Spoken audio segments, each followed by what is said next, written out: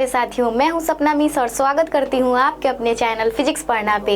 आज का जो हम लोग का क्लास है वो बहुत ही ज़्यादा एकदम बढ़िया क्लास होने वाला है, क्योंकि आज के इस क्लास में हम लोग एक बहुत ही ज़्यादा अच्छा चैप्टर के बारे में अध्ययन करने वाले हैं, है ना। एकदम मस्त चैप्टर के बारे में अध्ययन करने वाले हैं। वैसे तो सारे ही चैप्टर अच्छे हैं, लेकिन ये वाला जो चैप्टर है इसका कुछ बात ही अलग है ना। क्योंकि आज का जो चैप्टर है उसका नाम है माँ। ठीक है, आज के चैप्टर का क्या नाम है जी? माँ नाम है ना। और ये क्या है? तो ये कहानी है, कविता नहीं समझना है। ठीक है, कविता नहीं समझना है इसको, ये एक प्रकार का कहानी है। ठीक है, और इसको आज हम लोग आसान भाषा में, है ना, यहाँ पे इसका हम लोग लेखक परिचय देखेंगे। ठीक है, यहाँ पे लेखक परिचय छूट चुका है, क्योंकि पता नहीं क्यों, है ना, हम जब आते हैं तब कोई ना कोई गड़बड़ी हम करते ही करते हैं, खुद ब खुद हो जाता है ना। अब आप लोग ये मत सोचिएगा कि हम जानबूझ के गड़बड़ी करते हैं। ठीक है, जल्दबाजी में हो जाता है कभी कभी गड़बड़ी। तो आप लोग समझ लेंगे कि लेखक परिचय है किस चैप्टर का? तो माँ चैप्टर का, है ना। किस चैप्टर का जी? माँ चैप्टर का। तो चलिए हम लोग बिना देर किए इस क्लास को आगे की ओर बढ़ाते हैं, क्योंकि आप लोग को पता है कि हम लोग शुभ कार्य करने में देरी नहीं करते हैं। तो आज का जो हम लोग का क्लास है वो भी, है ना, बहुत ही शुभ क्लास होने वाला है। ठीक है, तो यहाँ पे देखिए, सबसे पहले आप लोग का इंट्रोडक्शन दिया गया है। ठीक है, इंट्रोडक्शन में क्या है? सबसे पहले ये अध्याय यानी कि चैप्टर नंबर कौन सा है आप लोगों का? तो ये चैप्टर नंबर 3 है। ठीक है, जिसका नाम है माँ, है ना। हम लोग अभी कुछ देर पहले ही देखे कि इस चैप्टर का नाम है माँ। ठीक है, और इसके जो लेखक हैं ऊपर ही दे दिया गया है कि ईश्वर पेटलीकर जी हैं। इसके लेखक कौन हैं? ईश्वर पेटलीकर जी हैं। तो आइए हम लोग जानते हैं कि आखिरकार ईश्वर पेटलीकर जी का जन्म कब हुआ, कहाँ हुआ, है ना, ये कौन थे, कैसे व्यक्ति थे। आखिरकार इनके बारे में भी जानना बहुत ज़्यादा ज़रूरी है, क्योंकि ये इतना महत्वपूर्ण चैप्टर लिखे हैं भाई, है ना।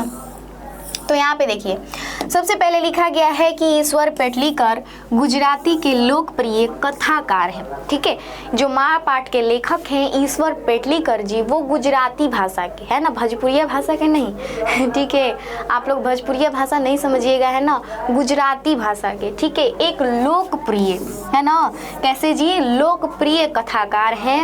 इनके कथा साहित्य में गुजरात का समय और समाज, नए पुराने मूल्य, दर्शन और कला आदि रच पक कर एक नई आस्वादकता के साथ उपस्थित होते हैं। इतना क्लियर। आगे दिया है खून की सगाई, है ना। एकदम हम रेड कलर से इसको हाईलाइट करवाए हैं कि देखिए टाइपराइटर भैया, इसको रेड कलर से एकदम हाईलाइट कर दीजिएगा, क्योंकि खून जो होता है वो रेड कलर का ही होता है। तो खून की जो सगाई है ना, खून की सगाई, ठीक है, इनकी प्रसिद्ध कहानी है।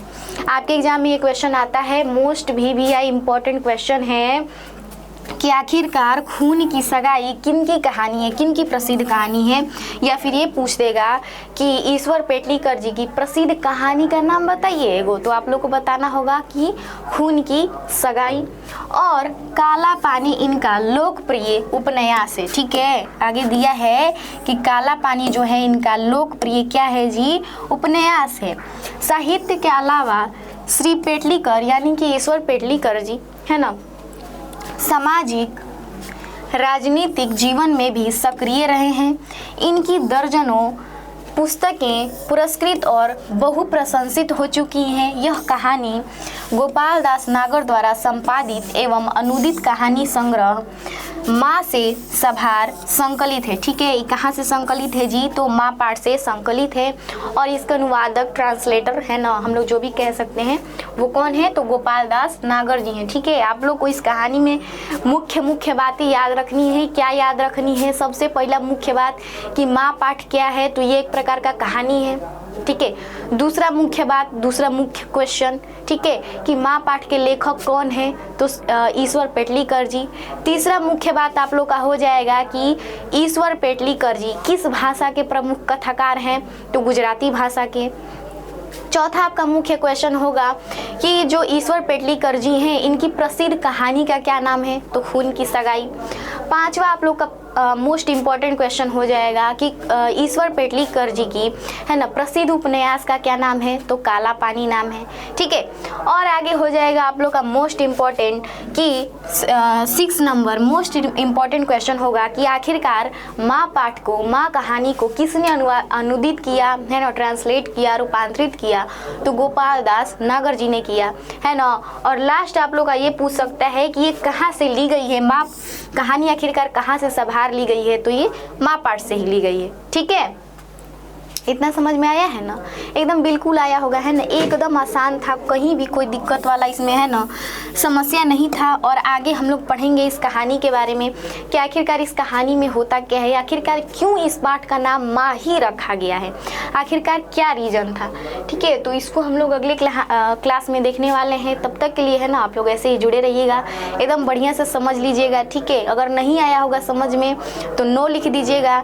ठीक है, अगर आ गया होगा समझ में तो कमेंट बॉक्स में यस लिख दीजिएगा है ना, लिखना नहीं भूलिएगा। और अगला क्लास है ना, ठीक है, जाहिर सी बात है कि अगला क्लास आप लोग देखेंगे, जिनका छूट जाएगा ठीक है वो लोग एक बार कोशिश कीजिएगा है ना कि कम से कम अगला भी क्लास देख लें। ठीक है, क्योंकि कोई भी क्लास फालतू में आप लोग का नहीं डाला जाएगा है ना, बढ़िया बढ़िया क्लासेस डाले जाएंगे। ठीक है, तो उम्मीद करती हूँ कि इतना आप लोग को समझ में आया होगा। तो चलिए आज के लिए हम लोग इतना ही रहने देते हैं, मिलेंगे हम लोग अगली क्लास में माँ कहानी के साथ। तब तक के लिए जय हिंद, जय भारत।